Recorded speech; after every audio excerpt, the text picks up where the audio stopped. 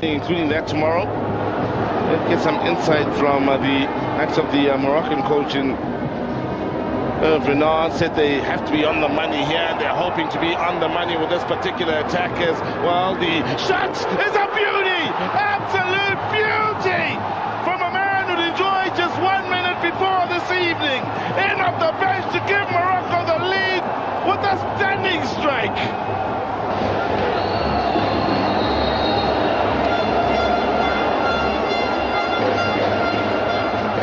Ball played into him. He's all on his own here. He's got the option in a movement out wide. Decides to, well, look into the hat and reach out and pull out the rabbit in a piece of magic. He has enjoyed no competitive league football thus far for his side. Boni, it is with the flick on. Zaha as well as Kalou looking to anticipate it and cause a bit of confusion in there.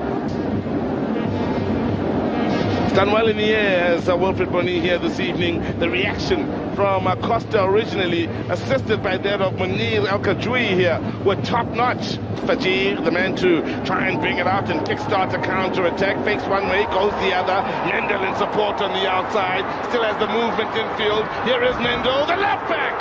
Side netting. Went for glory, had the one option in field towards the penalty spot. Gotcha, behind that defense. Gotcha! Oh, the bounce and the roll of the ball then seemed to undo him in his movement at three-quarters pace. The last touch in off of the defender out for the corner. Under 30 seconds remaining. Michel Douceyer's adventure at this year's tournament with Cote d'Ivoire looks all but over. They may be able to pull one back, but a win is what they needed.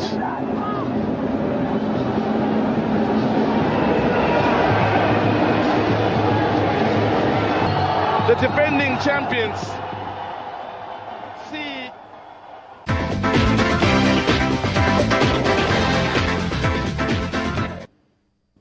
Thank you for staying with us. Before we go on to talk some more about the Nigeria Professional Football League and show you what it looks like on the log, let's quickly take you to Gabon and tell you that a lot has happened from the last time we checked. Not so much from the Ghana-Egypt game because it's still 1-0. Mohamed Salah's goal still the only difference in that one. But then Uganda-Mali has produced 2 quick goals. 1-1 it is at the moment. So nothing has changed, really. Mali still need to push forward and try to get a win and then hope that Ghana will do them huge favors. There's still some 15 minutes of football. It's a lot of time for things to change. But for Mali will need to score. Then Ghana will need to score 2 for anything to change. But for the Ghanaians, all they need to be group leaders is just to equalize. That's all they need. We'll wait to see how far. But the way the Egyptians have organized themselves at the back, it's going to be very difficult. The Ghanaians have not offered a lot. Their star man Atsu has been marked out of the game. Anytime he has the ball, like 3-4 Egyptians on him. I think, my personal opinion, I think they miss Mubarak Wakaso. My own personal opinion. He's been the difference in the midfield of the Ghanaians in this tournament. But we'll see. I'm happy Ageman Badu is playing, but he's not been able to do much in this game. I thought he's been missed in some of the other games. His combination probably with Wakaso could have.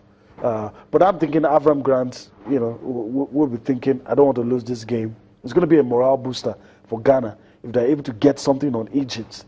Since they're in the same group. Since they're in the same group. In the World Cup qualifiers. World Cup qualifiers. All right, so that's it from that game. We'll see once there's a change once again.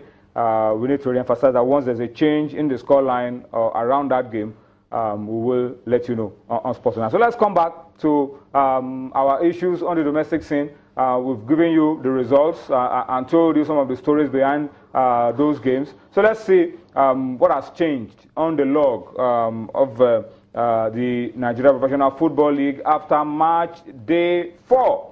Plateau United, we're beginning to see the top teams float to the top now. Yeah. Plateau United are still there, setting the pace. 10 points, 2 points clear of second place Rivers United, who have 8. MFM have 7 points and are third on the log. Abia Warriors are fourth, same number of points, 7. Enyimba have also moved into the top 5, 7 points. ABS have dropped to 6 with 7 points. Pillars are floating to the top. Although they lost, they are 7th position with 6 points. El Kanemi, courtesy of their impressive performance at home, are also on 6 points. They've won their 2 home games. Katsina United on 6. Sunshine Stars on 6. This is what it looks like, the top 10. And then the second half of the log, you have Lobi in 11th place with 6. Their goal difference is in the deficit. Then you have Nasarawa United on 5. Rangers on 5. Ifeanyi on 4. Shooting Stars on 4. Gombe United on 4. Tornadoes on 4. Wiki on 4. Remo on 3. Aqua have dropped to the bottom with 2 points. They're still looking for their first win of the season. All right, so teams are quickly reshuffling and dropping and coming up on the log after just 4 match days. For me, I think it's a sign that we are in for a wonderful, wonderful season. I agree. For some of the teams that have just gotten back, like Remo, I think they finally had to adjust to life at the top flight. But I have a feeling that some of these teams would their fortunes will change. It's early in the day, just 4 matches played, but we're going to see some of those teams. Like they say, what we always find is level. Teams like Enyimba, Caterpillar, Sunshine will always float to the top, find their way to the top, and the teams that are well organized also will have the staying power.